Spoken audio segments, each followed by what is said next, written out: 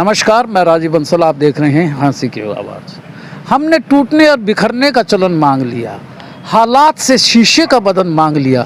हम भी खड़े थे तकदीर की दहलीज पर, लोग दौलत पे गिरे, हमने वतन मांग लिया। ये मैं शेर इसलिए अर्ज़ कर रहा हूँ कि आज मेरे सामने एक ऐसे युवा चेहरे खड़े हैं जो बीजेपी में भी पद रखते हैं और बीटेक हैं, एमबीए हैं, बहुत यानी कि वेल क्वालिफाइड हैं, अपना व्यवसाय चलाते हैं, लेकिन इनका हाँसी के लिए दिल धड़कता है। 80वें इंडिपेंडेंस डे की आज पूर्व संध्या पर हमारे साथ हैं सन्नी इलाहाबादी जी, जिनका व्यक्तित्व तो अपने आप में रिफ्लेक्ट करता है। 18 दिन लगातार ये प्रदर्शन पे रहे, धरने पे रहे, भूख हड़ताल पर रहे, क्योंकि ये शहीद भगत सिंह मार्केट के प्रधान भी हैं और मार्केट की बदहाली को लेकर इन्होंने बहुत से प्रदर्शन किए। इवन उपायुक्त महोदय से ज्ञापन भी सौंपा, एसडीएम से भी ज्ञापन सौंपा। क्या इनकी बात का असर हुआ है? क्या शहर फिर मुख्यमंत्री जी का आगमन है? 1 साल के बाद 15 अगस्त को कल मुख्यमंत्री जी अपने दस्ते मुबारक से फ्लैग होस्टिंग करेंगे। इनसे सब कुछ जानने के लिए शहीद भगत सिंह पार्क के अंदर ही खड़े हैं, जिस मार्केट के सन्नी इलाहाबादी जी प्रेसिडेंट हैं, प्रधान हैं और चेयरमैन हैं। सबसे पहले तो इलाहाबादी साहब, सन्नी इलाहाबादी जी, चेहरे मोहरे से आप बड़े स्मार्ट लगते हैं, जितनी उम्र है उतने नहीं लगते हैं। बहुत बहुत शुक्रिया। You are very Gen Z like. बहुत बहुत शुक्रिया जी। मैं 2 पंक्तियों से शुरू करूंगा अपना वक्तव्य। आज़ादी की शाम ना होने देंगे, शहीदों की कुर्बानी को बदनाम ना होने देंगे। जब तक रहेगी शरीर में लहू की एक बूंद रगों में भी, तब तक भारत माँ के आंचल को नीलाम ना होने देंगे। आंचल को नीलाम ना होने देंगे। सर, ये पंक्तियाँ आपने क्यों पढ़ी? 80वां इंडिपेंडेंस डे है, हम सेलिब्रेट करने जा रहे हैं। लाल किले के प्राचीर से माननीय मोदी जी, प्रधानमंत्री जी ध्वजारोहण करेंगे। बंसल जी, मेरा जो इंस्पिरेशन है वो शहीद भगत सिंह जी हैं। मैं उनको पढ़ता भी हूँ और उनको सुनता भी हूँ, और मुझे एक वो मैं मतलब मेरे रोल मॉडल है, आइडल है वो मेरे, और मैं उनके ही पद चिन्हों पर चलना चाहता हूँ और आजीवन चलना चाहता हूँ। और जिस तरह आपको पता है, मेरे पिताजी शहीदों के लिए उनका शहीदी दिवस, उनका जयंती मनाते हैं, तो वो डीएनए मेरी रगों में भी है। तो मुझे बहुत अच्छा लगता है जब ऐसी रिस्पॉन्सिबिलिटीज शहर को लेकर के या कुछ ऐसी चीज़ों को लेकर के मेरे कंधों पे मैं खुद से स्वतः ग्रहण करता हूँ और फिर उसको निभाता हूँ, तो रात को बहुत अमन और चैन की नींद मुझे आती है। मैं सोचता हूँ कि खाते हैं, पीते हैं और सो जाते हैं तो सभी करते हैं, लेकिन खाएं पिएं और शहर के लिए, देश के लिए अगर कुछ मिनट, कुछ क्षण अगर आप जीवन में निकालते हैं, तो फिर निश्चित तौर पे आप प्रकृति को उसका कर्ज अदा करने में भी, जो एहसान प्रकृति का हमारे ऊपर है, उसको निभाने में भी आप सक्षम हैं।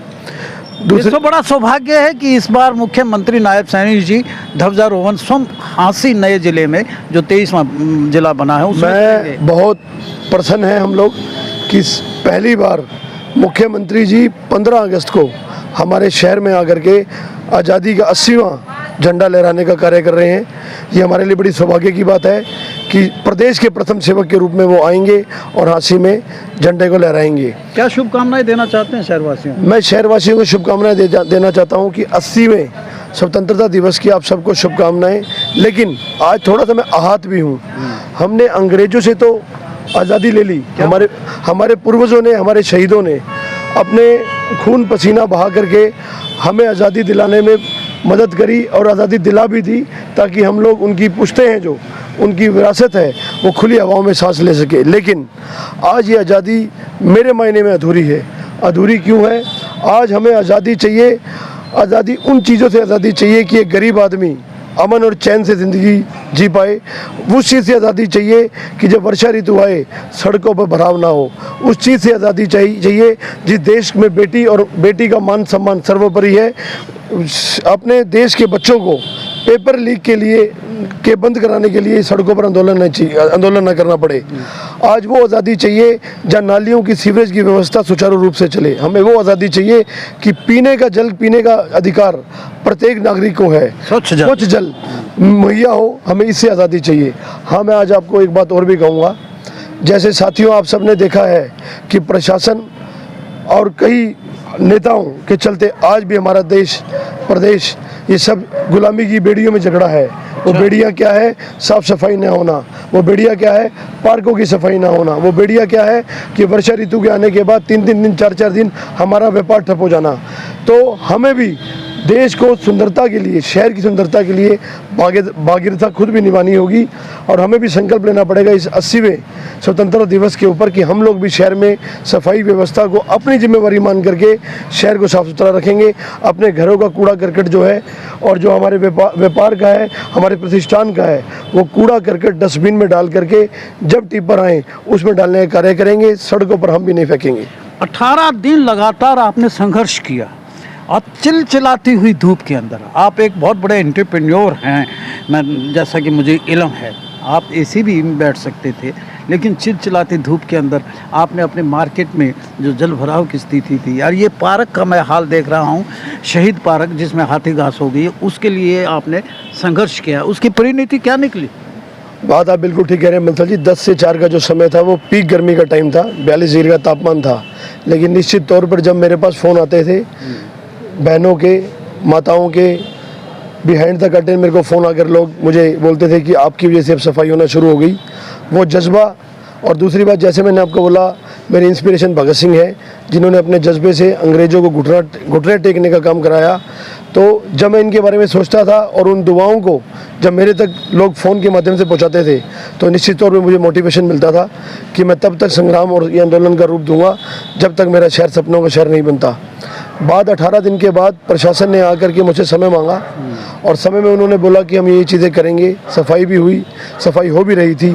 लेकिन मैं एक चीज़ और बोलना चाहूँगा, आज जितने भी कर्मचारी हैं जो हड़ताल पर बैठते हैं, मैं आपके इस मीडिया के चैनल के माध्यम से पूछना चाहूँगा, क्या वो जनता की वजह से बैठते हैं? नहीं, हम लोग तो अपना टैक्स दे रहे हैं ना। जो सरकार हम पे चीज़ थोपती है, चाहे वो कानून थोपती है, प्रेशर से थोपती है, हमने कभी आवाज़ नहीं उठाई, क्योंकि हम लोग तो उस चीज़ को बैन करते हैं। व्यापारी चाहता है शांति से काम करो, जो हो रहा है वो हो रहा है। हमने क्या कभी कहा कि आप किसी सफाई कर्मचारी को पक्का ना करें? हम तो चाहते हैं हर उस आदमी को ज़िंदगी महफूज करने की हक है, जो जिस तरह हमें भी हक है, तो उन सफाई कर्मचारियों को भी हक है अपनी आय को महफूज करने का, अपने घर पे बच्चों की पढ़ाई को महफूज करने का, अपना बुढ़ापा अच्छे ढंग से कटे उसको महफूज करने का। अगर वो सरकार से कोई चीज़ मांगते हैं और वो जायज़ मांग है, और कई बार तो चीज़ें नाजायज़ होती हैं, उनके लिए भी कानून चेंज होते हैं। मेरा मानना है पूरे हिंदुस्तान में सबसे सस्ता कोई कर्मचारी है तो वो सफाई कर्मचारी है। सफाई कर्मचारी सिर्फ सफाई कर्मचारी नहीं, वो भगवान और देवतुल्य हैं। क्योंकि आज अगर हमें अपने माँ बाप का मल मूत्र भी उठाना पड़े, तो जिस तरह की आज संस्कृति पे आज युवा जा रहा है, वो अपनी नाक बाहों को सिकोड़ता है, वो अपनी गंदगी भी साफ नहीं कर सकता। इसके विपरीत सफाई कर्मचारी पूरे शहर की, पूरे देश प्रदेश की गंदगी साफ करने का काम करते हैं। तो वो मेरी नज़रों में भगवान से कम नहीं है।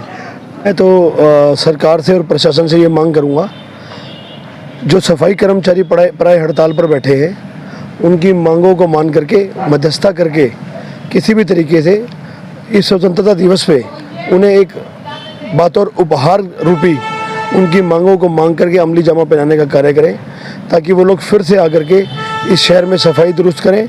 और उन लोग जो बैठकर आर्थिक रूप से पहले भी कमज़ोर है वर्ग, कमेरा और मजदूर वर्ग और भी कमज़ोर हो रहा है। बंसल जी, जब वोट की महत्वता अमीर आदमी की भी उतनी है जितनी गरीब की है, तो फिर उनके साथ पक्षपात नहीं होना चाहिए। उनको भी अपना भविष्य सिक्योर करने का हक है। उनका भी हक है कि उनके घर में दिवाली की खुशियों के दीप जले। उनका भी हक है कि उनके घर जो होली के रंग हैं वो भी खुशियों भरे रंग हों। उनके भी हक है कि उनके बच्चे अच्छी शिक्षा ग्रहण करके अच्छे पदों पर बैठकर देश के लिए कार्य करें। उनका भी वो सब हक है, क्योंकि वो हक इसलिए भी है क्योंकि वो हम लोगों की गंदगी उठाने का कार्य करते हैं। ये जो अपने आप में बहुत बड़ी बात है।